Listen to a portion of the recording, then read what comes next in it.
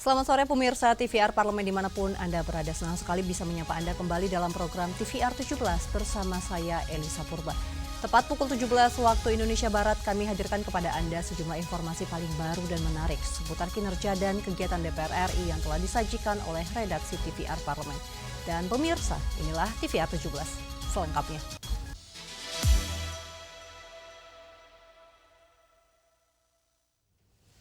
Kita awali informasi di TVR 17 sore hari ini dari Ketua DPR RI Dr. Honoris Causa Puan Maharani meminta pemerintah memastikan ketersediaan fasilitas untuk menunjang kenyamanan mudik masyarakat.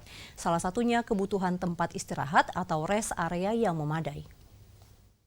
Jelang puncak arus mudik Lebaran tahun ini, Ketua DPR RI Dr. Honoris Causa Puan Maharani mengimbau masyarakat memprioritaskan keselamatan dan kesehatan selama perjalanan. Puan juga meminta pemerintah dan seluruh pemangku kebijakan memastikan penyelenggaraan mudik berjalan lancar.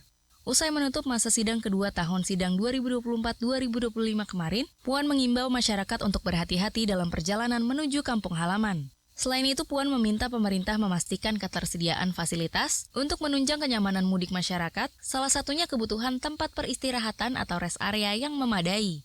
Kepada seluruh rakyat Indonesia yang akan pergi atau pulang mudik, kami menghimbau untuk selalu menjaga kesehatannya, hati-hati di jalan, tidak perlu terburu-buru. Semoga sampai di kampung halamannya dengan selamat dan kembali dari kampung halamannya juga selamat. Dan saya meminta kepada seluruh pemangku kepentingan untuk bisa tetap mengawal dan menjaga keselamatan para pemudik selama perjalanan, menyiapkan seluruh kebutuhan rest area, kemudian dan lain-lain sebagainya selama perjalanan di arus mudik ini, sehingga memang fasilitas yang dibutuhkan oleh para pemudik memang terjaga dan tersedia. Puncak arus mudik Lebaran diprediksi akan terjadi pada 28 hingga 30 Maret mendatang. Kementerian Perhubungan memperkirakan mobilitas masyarakat selama libur Lebaran mencapai 52% atau lebih dari 146 juta orang. Helmi dan Julian, TVR Parlemen melaporkan. Kita beralih ke Komisi 12 DPR RI yang mendorong Pertamina pastikan stok dan distribusi LPG aman selama Lebaran dalam memenuhi kebutuhan masyarakat.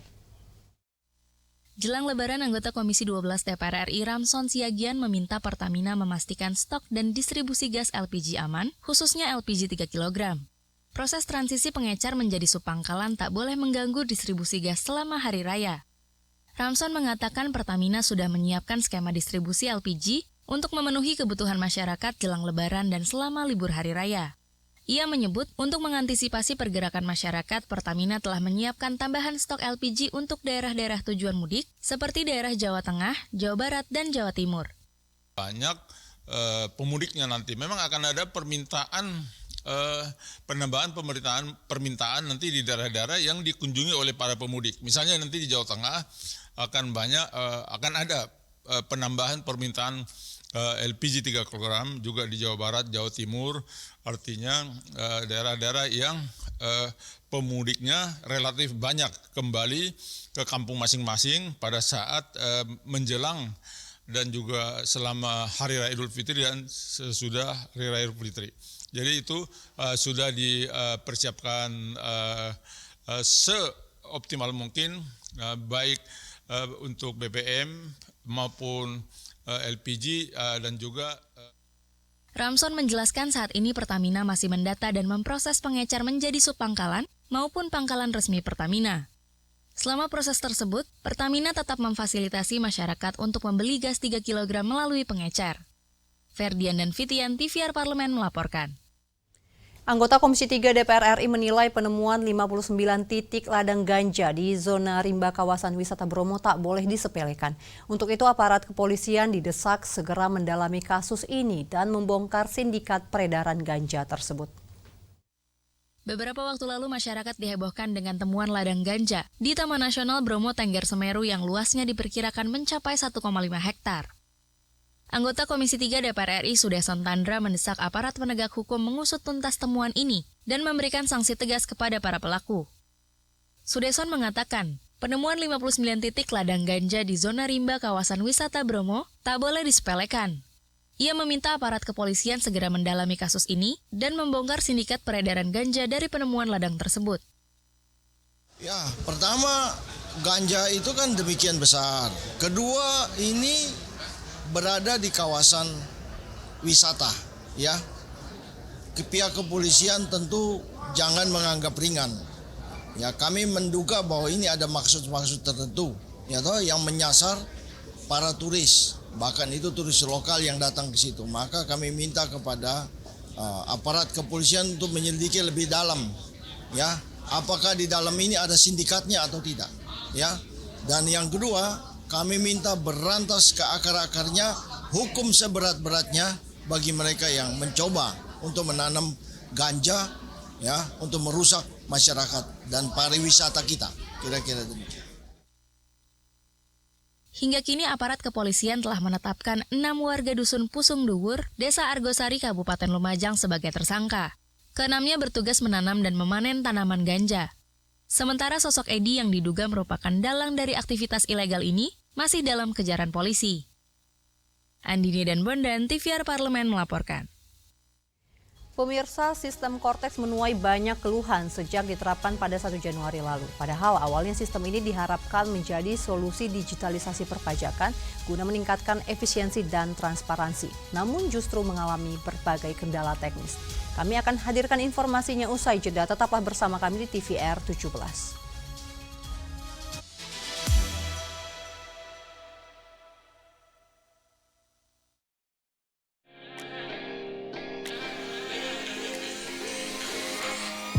Kalau awal mula terjun ke dunia politik, karena saya ini sejak tahun 2000 jadi pilihannya Bu Mega, Presiden kelima, untuk menjadi perancangnya beliau. Sejak itu akhirnya saya jadi langganannya Bu Mega dan saya akhirnya menjadi teman beliau. Politik itu adalah kehidupan. Latar belakang manapun, termasuk yang memiliki latar belakang kesenian, kebudayaan, itu layak untuk menjadi bagian dari kerja-kerja politik.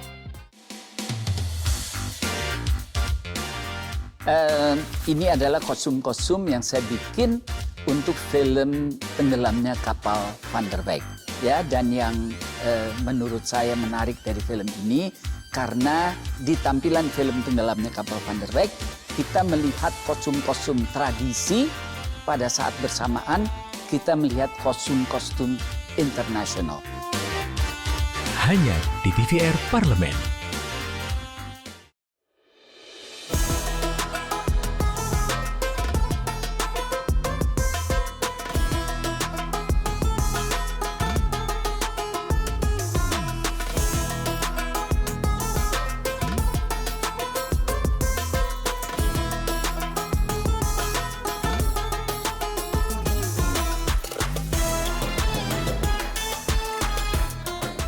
The chair of the BKSAP of the House views the ceasefire between Israel and Hamas as a constructive step.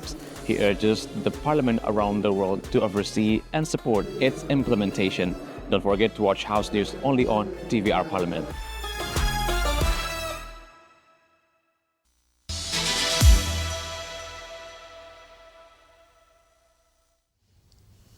Anda kembali menyaksikan TVR 17, pemirsa. Komisi 11 DPR RI menyatakan kekhawatirannya bahwa penurunan penerimaan pajak di awal tahun ini berkaitan erat dengan permasalahan teknis pada Kortex.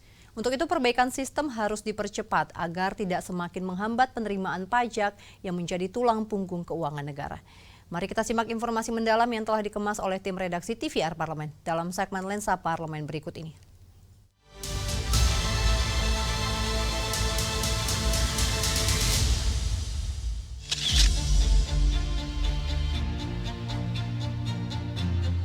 Sejak diterapkan pada 1 Januari 2025, sistem inti administrasi perpajakan atau Kortex menuai banyak keluhan dari wajib pajak.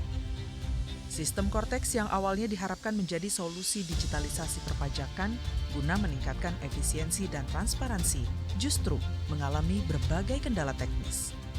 Sulitnya akses, gagal login, serta gangguan dalam proses pendaftaran NPWP dan pengelolaan dokumen perpajakan menjadi yang paling banyak dikeluhkan di media sosial. Kondisi ini menyebabkan banyak wajib pajak mengalami keterlambatan dalam pelaporan dan pembayaran pajak. Komisi 11 DPR RI menyatakan kekhawatirannya bahwa penurunan penerimaan pajak di awal tahun ini berkaitan erat dengan permasalahan teknis pada Kortex. Perbaikan sistem harus dipercepat agar tidak semakin menghambat penerimaan pajak yang menjadi tulang punggung keuangan negara. Perbaikan sistem juga diharapkan dapat mendongkrak penerimaan pajak pada triwulan kedua 2025, guna menopang keberlanjutan pembangunan ekonomi nasional. Ya, saya tadi kan sampaikan, mestinya kan ini ada uji coba yang panjang. Kan tadi katanya sudah dicoba di 2 provinsi, tetapi kan kita tidak tahu sampling provinsi yang dibuat ini provinsi yang mana. Ya kan, kalau provinsinya Jawa Barat atau Jawa Timur ya mungkin akan lebih pas kan mewakili seluruh wajib pajak karena berdomisili yang wajib pajak banyak di situ kan, atau DKI Jakarta kan gitu. Nah ini tentu jadi pelajaran mahal karena proyek Kortex ini mungkin ada Kortex 2, Kortex 3 kan yang terus kita perbaiki untuk meningkatkan performa pelayanan pajak kan. Nah oleh karena itu jadi pembelajaran supaya kalau ke depan sebelum kita menerapkan sistem yang bagus ini, yang niatnya baik tadi, yang niatnya untuk meningkatkan penerimaan negara, itu harus diuji cobakan berkali-kali sampai kita betul-betul yakin bahwa sistem kita ini mampu untuk bekerja secara real dengan situasi penumpukan orang. Biasanya kan menjelang waktu pajak tuh orang bayar, harus diuji di situ gitu loh.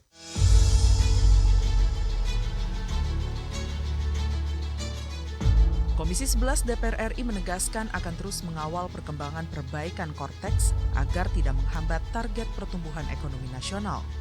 Selain itu, DPR juga mendorong Direktorat Jenderal Pajak untuk lebih aktif memberikan sosialisasi dan pendampingan kepada wajib pajak yang terdampak, sehingga mereka dapat tetap memenuhi kewajiban perpajakannya dengan lebih mudah. Tim Liputan TVR Parlemen melaporkan.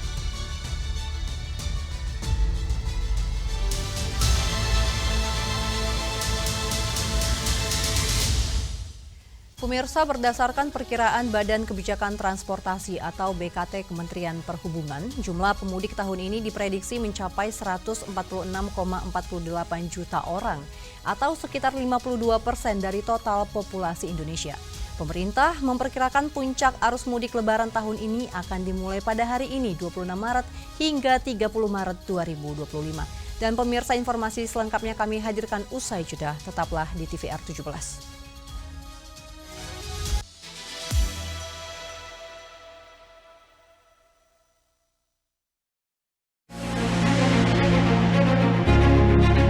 Di awal tahun APBN ini tekor. Apa yang sedang terjadi nih Pak? Saya bolak-balik ngomong pemerintah harus lebih jujur memaparkan kondisi ekonomi Indonesia.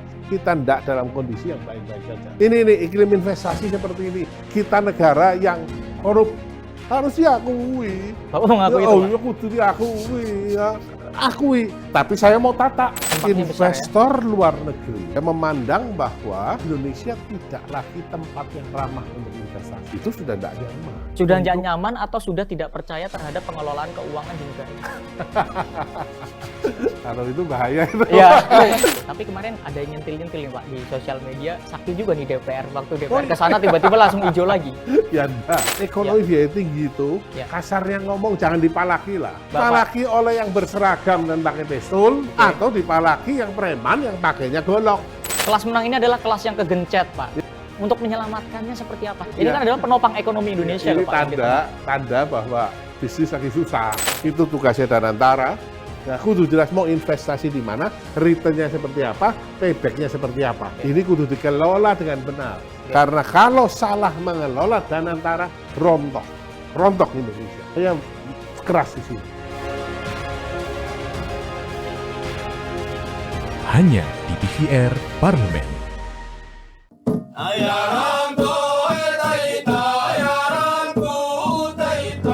Segala hal ada di luar sana.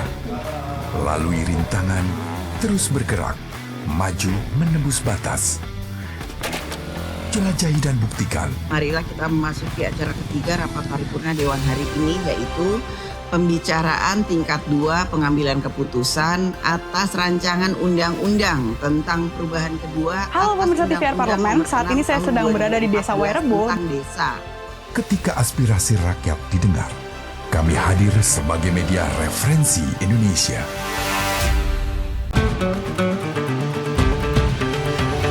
Bagi para pemudik yang berasal dari wilayah Jabodetabek menuju wilayah ini telah mempersiapkan 15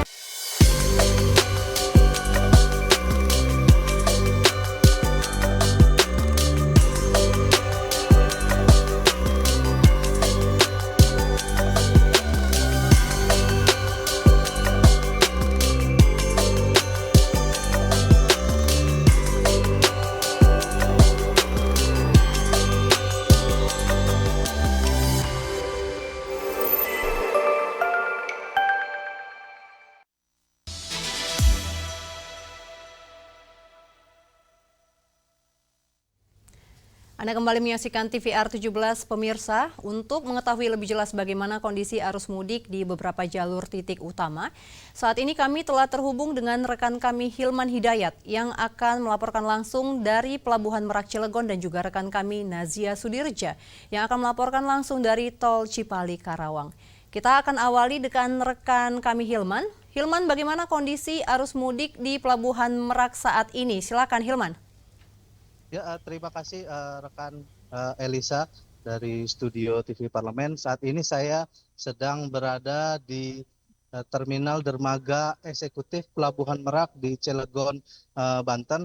Dan memang dari pantauan kami sejak pagi tadi memang terjadi beberapa kepadatan dari penumpang masyarakat yang ingin melakukan perjalanan mudik dari Merak ke Bakauheni.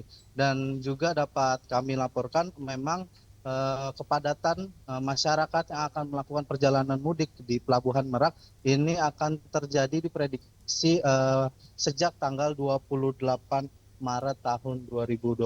Tapi pemerintah telah melakukan berbagai upaya untuk bagaimana melakukan penguraian agar tidak terjadi kepadatan atau masyarakat itu mengalami kemacetan dalam melakukan perjalanan mudik. Memang pemerintah melakukan strategi WFA, Work from Anywhere, jadi masyarakat dapat lebih memilih hari-hari di mana untuk melakukan perjalanan mudik itu lebih nyaman dan lebih aman. Dan juga pihak ASDP juga melakukan diskon tarif pelabuhan hanya satu tarif. Biasanya juga masyarakat melakukan penyeberangan di penyeberangan reguler, namun pada saat ini masyarakat hanya melakukan penyeberangan juga bisa di dermaga eksekutif. Jadi ini membuat masyarakat yang memang melakukan perjalanan mudik di Pelabuhan Merak ini menjadi lebih aman dan nyaman. Dan juga pihak kepolisian menurut info yang kami dapatkan akan juga melakukan rekayasa jalan dan lalu lintas menuju titik-titik krusial pada Pelabuhan Merak. Yang pertama memang kendaraan mobil, bus dan truk akan dialihkan melalui exit tol Cilegon Timur menuju Pelabuhan Merak, Ciwandan dan BBJ. Mobil dan bus yang telah memiliki tiket akan langsung diarahkan menuju exit tol Merak. Kendaraan yang belum waktunya check-in akan diarahkan ke rest area terdekat, dan kendaraan roda 2 dan truk akan diarahkan ke pertigaan Cilegon Timur menuju Pelabuhan Ciwandan. Dan memang beberapa pengalihan arus lalu lintas ini adalah untuk mengurai kepadatan yang memang terjadi saat-saat pada puncak mudik lebaran di Pelabuhan Merak. Dan juga tadi kita dapat saksikan bersama nantinya bahwa memang pemerintah juga memastikan langsung terkait dengan kesiapan mudik di Pelabuhan Merak. Tadi juga dihadiri oleh Menteri PMK, Panglima TNI, Bapak Kapolri, Menteri Perhubungan, Menteri Kesehatan, dan Dirut SDP, baik juga Gubernur Banten setempat. Jadi bisa kita saksikan berikut wawancara yang kami lakukan. Ke sini untuk mengecek bagaimana kesiapan penyeberangan di Merak Bakauheni. Sebagaimana sudah kita siapkan selama beberapa bulan, pemerintah bekerja keras agar mudik kali ini semakin baik, jauh lebih baik dari tahun-tahun sebelumnya. Jadi mulai dari pengaturan libur sekolah, pengaturan untuk kerja dari berbagai tempat, flexible working arrangement, dan juga berbagai macam fasilitas seperti mudik gratis dan berbagai inovasi untuk membuat kelancaran lalu lintas, pelayanan kesehatan dan lain-lain. Jadi pada siang hari ini kami mengecek di lapangan bagaimana kesiapannya. Yang jelas sekarang adalah saatnya untuk mengawal pelaksanaan secara detail, memonitor secara detail, merespon permasalahan di lapangan secara cepat. Oleh karena itu kami mengucapkan terima kasih atas kerja keras semua pihak, mulai jajaran polisi lalu lintas, kemudian kepolisian, TNI, terus kemudian juga Kementerian Perhubungan, ASDP, dan semua jajaran yang lain yang saya sebutkan satu persatu yang terus melakukan sinergi untuk mengawal pelaksanaan mudik ini berjalan dengan baik.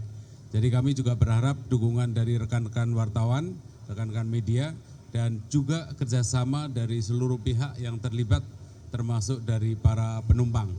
Kami pemerintah berusaha memberikan layanan yang terbaik untuk Bapak Ibu semuanya dan semoga perjalanan mudik berjalan dengan lancar, aman, nyaman, dan juga selamat sampai tujuan.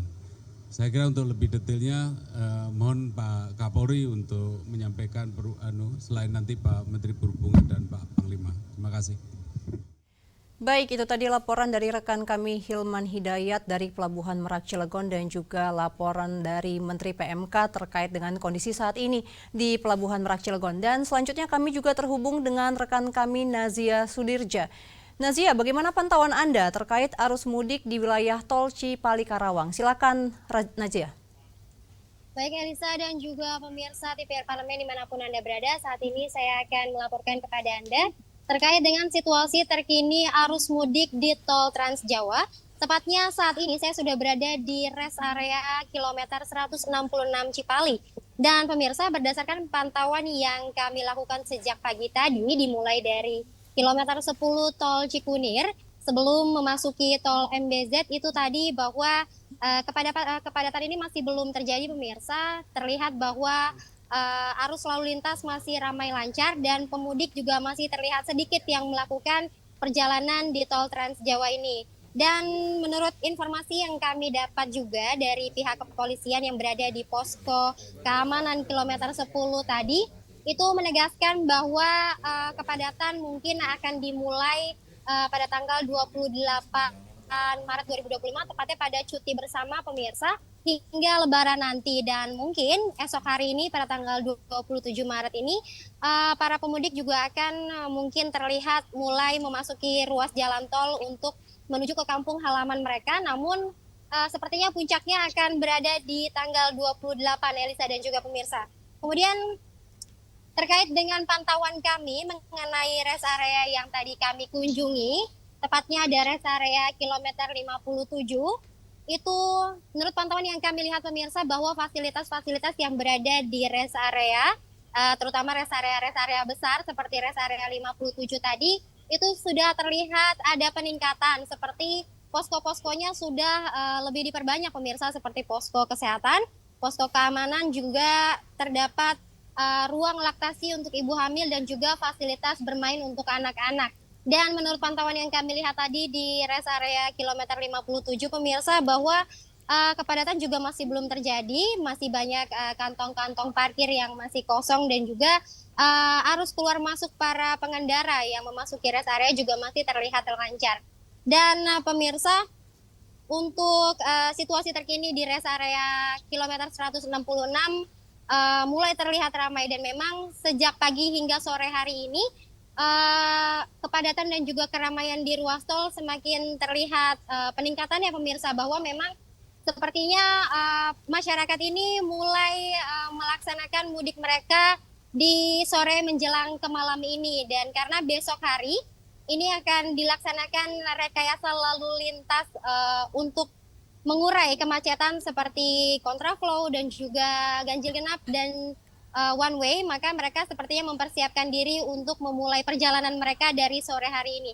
Dan tadi juga di kilometer ataupun di rest area kilometer 57 pemirsa juga kami kedatangan jajaran Menteri dan juga Gubernur Jawa Barat Deddy Mulyadi beserta Panglima TNI dan juga Kapolri, yang mana mereka menyampaikan dalam konferensi persnya ini untuk persiapan mudik yang dilakukan oleh pemerintah saat ini sudah dilakukan secara maksimal dan mereka optimis bahwa mudik tahun ini akan berjalan lancar. Meskipun dengan kemacetan, tetapi mereka optimis bahwa kemacetan tidak akan terjadi seperti tahun-tahun sebelumnya, pemirsa. Mereka juga tadi berpesan kepada para pemudik yang ingin melakukan perjalanan ke kampung halaman mereka untuk mempersiapkan diri, terutama kesehatan, juga mencukupi perbekalan, serta menyempatkan diri untuk beristirahat. Tadi yang mereka highlight benar-benar adalah terkait beristirahat ini, pemirsa, karena menurut mereka faktor utama penyebab kecelakaan dan juga faktor-faktor lainnya yang merugikan di sepanjang perjalanan adalah karena pengemudi merasakan kelelahan dan juga mengantuk. Maka mereka sangat mengimbau kepada masyarakat untuk mengutamakan istirahat ketika merasa lelah dan juga mengantuk. Baik, demikian Elisa yang dapat kami laporkan. Terima kasih rekan Hilman dan juga Nazia atas laporannya terkait dengan arus mudik Lebaran 2025 langsung dari Pelabuhan Merak dan juga Tol Cipali. Selamat melanjutkan tugas Hilman dan juga Nazia, tetap utamakan keselamatan. Dan selanjutnya pemirsa, apa saja yang menjadi sorotan di media online nasional pada hari ini? Usai jeda kami kembali, tetaplah di TVR 17.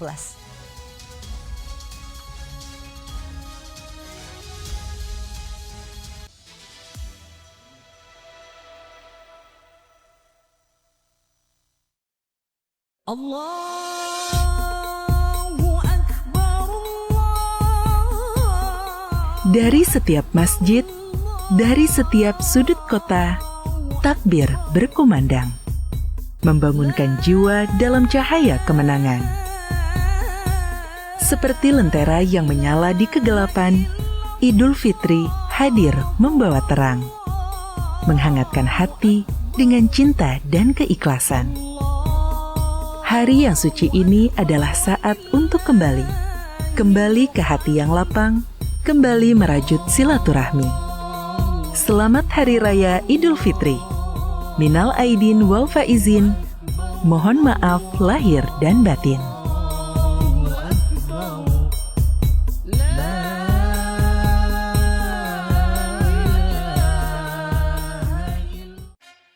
Yuk kita kenalan dengan anggota DPR RI periode tahun ini.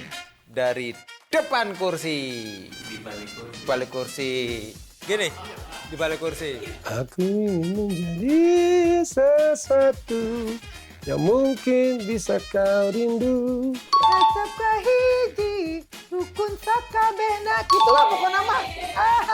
Semakin penasaran kan bagaimana kiprah karir politiknya? Hanya di TVR Parlemen. Bagi para pemudik yang berasal dari wilayah Jabodetabek menuju wilayah ini telah mempersiapkan 15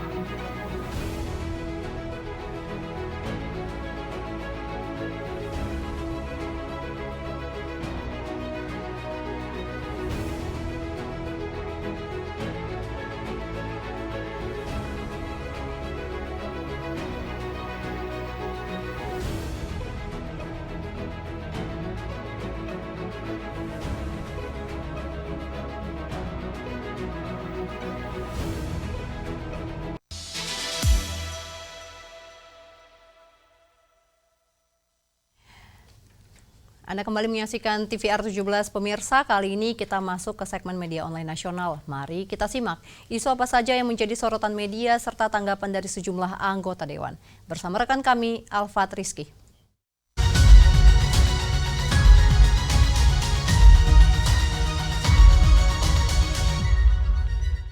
Baik, terima kasih rekan Elisa dan pemirsa TVR Parlemen. Di sore kali ini saya akan membahas terkait dengan apa saja nih terkait kinerja DPR RI maupun pembahasan DPR RI yang masuk ke media online yang juga ramai dibahas. Yang pertama terkait dengan Alex Indra Lukman menyoroti ketidakjelasan pola serap gabah jelang panen. Pemirsa, dapat Anda saksikan di sini beberapa media di sini ini sudah memberitakan terkait dengan Wakil Ketua Komisi 4 DPR RI, Alex Indra Lukman, menyoroti ketidakjelasan pola penyerapan gabah menjelang panen raya yang diperkirakan mencapai puncaknya pada Maret dan juga April 2025. Tidak adanya kepastian terkait batas serapan gabah atau beras oleh Bulog sebagai operator di lapangan membuat para petani khawatir. Selain itu, Alex juga mengkritisi kebijakan yang menginstruksikan Bulog untuk menggunakan pinjaman perbankan jika stok beras masih belum mencukupi. Sebagaimana diketahui pemirsa, Presiden Prabowo Subianto telah memberikan instruksi yang tegas kepada Bulog untuk menyerap gabah dan beras hasil panen petani tanpa pembatasan kualitas maupun kuantitas. Terkait hal ini, penting adanya transparansi Bulog dalam menyampaikan skema kerja penyerapan gabah dan beras kepada publik guna menjawab kekhawatiran petani. Pemirsa, mari kita beralih ke informasi selanjutnya yang juga menjadi sorotan di media online. Terkait dengan DPR RI menjadi tuan rumah konferensi pers ke-19 PUIK Mei mendatang. Dapat Anda saksikan di sini di layar kaca Anda pemirsa. Ketua DPR RI Dr. Honoris Causa Puan Maharani dalam pidato penutupan masa persidangan 2 tahun sidang 2024-2025 menyoroti aktivitas diplomasi parlemen yang telah dilakukan oleh DPR sepanjang masa persidangan. DPR RI pun telah menghadiri berbagai sidang parlemen di forum global, salah satunya adalah pertemuan ASEAN Parliamentary Assembly yang digelar di Baku, Azerbaijan, serta melakukan pertemuan bilateral melalui kunjungan duta besar dan delegasi beberapa negara sahabat. DPR RI pun tengah mempersiapkan penyelenggaraan sidang internasional yaitu konferensi ke-19 Parliamentary Union of the OIC Member States yang akan diselenggarakan pada bulan Mei 2025 di Jakarta. Peran dan kerjasama DPR RI dalam berbagai forum internasional tersebut diharapkan dapat ikut memperkuat politik luar negeri Indonesia dalam menjaga kepentingan nasional. Itu tadi pemirsa yang menjadi pembahasan di media online terkait dengan agenda maupun kinerja DPR RI. Sekian dari saya, kembali ke rekan Elisa.